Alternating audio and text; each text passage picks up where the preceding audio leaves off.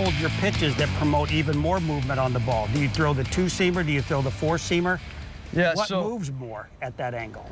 So the two-seam is my primary pitch. I throw two seams in and out to righties and lefties.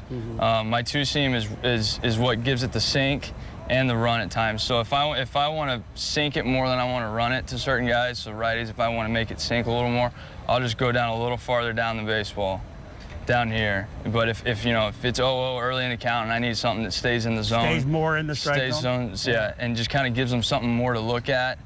Yeah.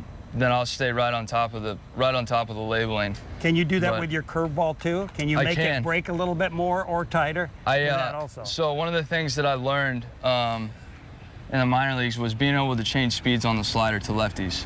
Because if you constantly throw on the same speed slider, same speed off speed, they time it. They time it up. Yeah. You know, that's what these guys are really good at up here in the big leagues, is being able to time pitches up. And so I learned how to kind of change speeds. So this is my normal slider grip, and if I want to take a little off of it, I'll get a little more seam, and that's all it is. There's no difference in pressure. You just choke it a little bit more? I just choke it a little bit more. Okay. There's no difference in pressure. I don't try to squeeze it any harder, and I don't try to spin it anymore. And it's normally 2 to 3 miles an hour difference, and it moves the exact same. I've never heard, all the guys I've ever caught before, and I've caught a lot of novelty guys like you, I've never heard of anybody that chokes the ball to take speed off, but it makes sense, because it's sort of like throwing a changeup over the top. If you're an over-the-top guy, you choke it more to take velocity off. So that's interesting. So. Yes, yeah, that was the biggest thing is I would try to make it spin more. In return, it wasn't doing that for me. It was actually just straightening it out a little bit. So I realized that if I went from my normal grip and just grabbed a little more seam and just kind of put it a little deeper in my hand, that 2 to 3 miles an hour difference will get either a weaker ground ball or get that swing through that you're looking for late in the count. Well, let me ask you one more question.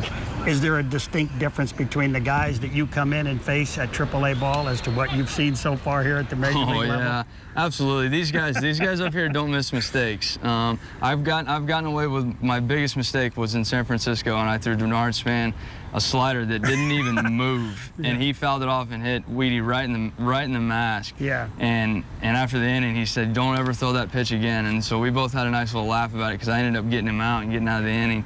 But these guys don't miss mistakes, and so that was one thing that I work on whenever I'm working on my flat grounds and in my bullpen, is being able to throw those pitches and not missing over the plate with them. All right, well, thanks for joining me today. Yeah. That was a pretty interesting session right there. Good luck to you the rest of the way. Absolutely, Let's thank you. Get us into a playoff here. Yeah, absolutely.